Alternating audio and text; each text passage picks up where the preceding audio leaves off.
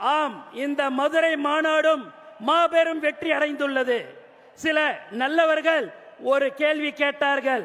வட தமிழ்நாட்டில் கூட்டம் வந்தது, தென் தமிழ்நாட்டில் கூட்டம் வருமா என்றார்கள்.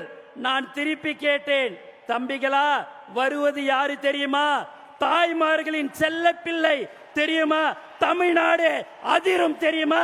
ஊருக்கு ஊரு, வீதிக்கு வீதி, வீட்டுக்கு வீடு வெற்றி தலைவரின் கொள்கை கூட்டம் தான். வேறு எந்த தலைவருக்கும் 3 நாட்கள் முன்பே குடும்பமாய் கூட்டம் வராது. தலைவா, உங்களுக்கு மட்டும்தான் வரும். தலைவரின் சிரித்த முகத்தை பார்க்கும் போதெல்லாம் இந்த ஆனந்தத்தின் நெஞ்சம் ஆனந்தம் அடைகிறது.